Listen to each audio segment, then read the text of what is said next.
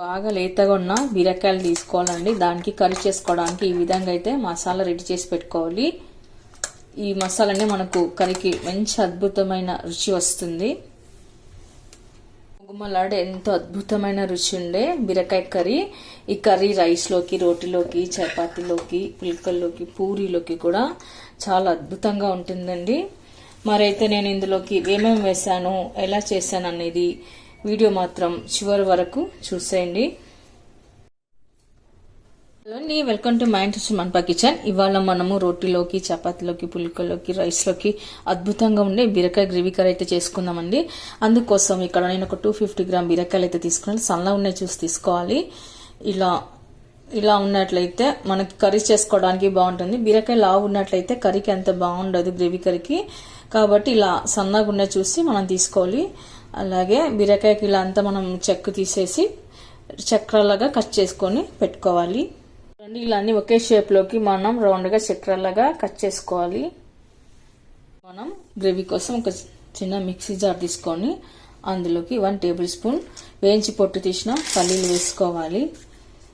తర్వాత కొద్దిగా 1 tea spoon ధనియాలు, 1 టీ స్పూన్ జీరా, తర్వాత కొద్దిగా ఎండు కొబ్బరి వేసుకొని మిక్సీ పట్టి పెట్టుకుందాము.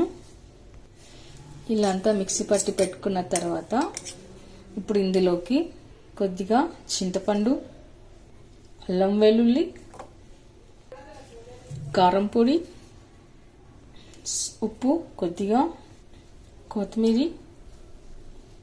నేను ఇక్కడ మామూలు చిన్న సైజ్ టమాటా అయితే తీసుకున్నానండి. ఇంతకుముందు మనం చింతపండు వేసాం కాబట్టి పులుపు తగ్గట్టుగా కొద్దిగా మనం టమాటా కూడా వేసుకుందాము. మీకు చింతపండు వద్దు, టమాటా కావాలనుకున్నప్పుడు చింతపండును తీసేయచ్చు.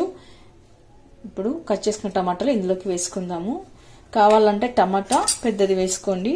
ఇప్పుడు మనం మిక్సీ పట్టి ఫైన్గా పేస్ట్ చేసి పెట్టుకోవాలి. ఇలా ఫైన్గా మసాలా పేస్ట్ చేసి పెట్టుకోవాలండి. అప్పుడే కర్రీకి అయితే సూపర్ టేస్ట్ బాగుంటుంది. తర్వాత మనం కర్రీ చేసుకోవడానికి ఒక వెడల్పాటు ప్యాన్ పెట్టుకోవాలండి. ప్యాన్ అయినా సరే, కుక్కర్ అయినా సరే, ఏదైనా పెట్టుకోండి. తర్వాత 2 టేబుల్ స్పూన్ల ఆయిల్ వేసుకోవాలి. ఆయిల్ హీట్ అయిన తర్వాత ఆవాలు, జీలకర్ర, మినపగుళ్ళు వేసుకుందాము.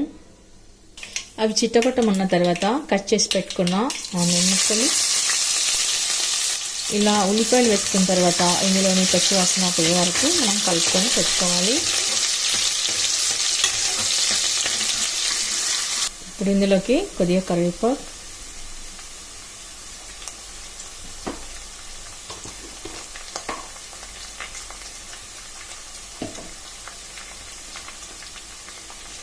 పసుపు ఒకసారి కలుపుకొని పెట్టుకోవాలి. ఇక్కడ ఉల్లిపాయలు కాస్త కలర్ మారాలండి, లేదంటే మనకు బీరకాయ ఆల్రెడీ స్వీట్ ఉంటుంది కాబట్టి కర్రీ కూడా స్వీట్ వస్తుంది. కాబట్టి ఉల్లిగడ్డ మనకు కొంచెం కలర్ మారితే సరిపోతుంది. ఆ తర్వాత మనం కట్ చేసి పెట్టుకున్న బీరకాయ వేసుకుందాము.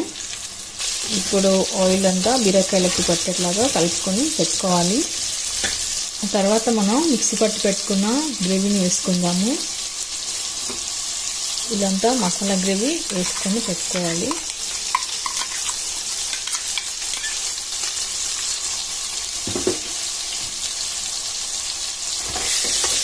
ఈ మసాలా అంతా బీరకాయకి అంతేలాగా కలుపుకొని పెట్టుకోవాలి.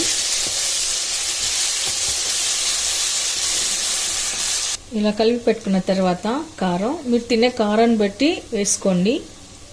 ఉప్పు రుచికి సరిపడా, ధనియా పౌడర్, ఇవన్నీ మనం ఇందాకే మిక్సీలో వేసుకున్నామండి. మీకు కావాలనిపిస్తే వేసుకోండి, లేకపోతే స్కిప్ చేయవచ్చు. కానీ వేయడం వలన రుచి బాగుంటుంది. ఆ తర్వాత ఇదంతా కలిపి పెట్టుకున్న తర్వాత మనము వాటర్ వేసుకుందాము.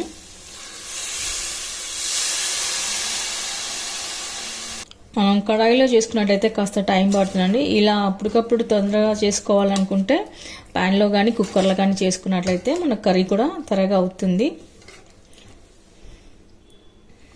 ఇప్పుడు కొద్దిగా వాటర్ కూడా వేసుకుందాము. తర్వాత పైన కొద్దిగా కసూరి మేతి వేసుకుందాము. బాగా స్పైసీ తినే వాళ్ళైతే గరం మసాలా ఉంటే వేసుకోండి, లేకపోయినా పర్వాలేదు. ఇప్పుడు మనం కుక్కర్ మూత పెట్టేసుకొని ఒక్క విజిల్ ఇస్తే సరిపోతుంది. మీకు గ్రేవీ ఏమైనా చిక్కగా అనిపిస్తే మరి కాస్త వాటర్ వేసుకోండి. ఇప్పుడు 1 విజిల్ ఇస్తే ఇది ఉడుకుతుంది కాబట్టి, కుక్ అవుతుంది కాబట్టి మనకు కరెక్ట్గా థిక్నెస్ అయితే వస్తుంది. నేను ఇక్కడైతే ప్యాన్ మూత పెట్టేసుకున్నాను అండి. చూసారుగా గుమగుమలాడే బీరకాయ కర్రీ అయితే రెడీ అయిపోయింది. ఇప్పుడు మనం దీనిపైకి కొత్తిమీర వేసుకుని గార్నిష్ చేసుకుందాము. చూడండి గ్రేవీ అయితే చాలా చక్కగా కుదిరిపోయింది. మీకు కాస్త పలుచగా కావాలనుకుంటే మరి కాస్త వాటర్ కూడా వేసుకోవచ్చు. ఇప్పుడు సర్వింగ్ బౌల్లోకి తీసుకుందాము. ఓకే అండి, చూసారుగా. మరి మీరు కూడా ఒకసారి ట్రై చేయండి. మీకు ఎలా కుదిరిందో కామెంట్స్లో పెట్టండి, లైక్ చేయండి, షేర్ చేయండి. తప్పకుండా మన ఛానల్ని సబ్స్క్రైబ్ చేయండి. Thank you for watching.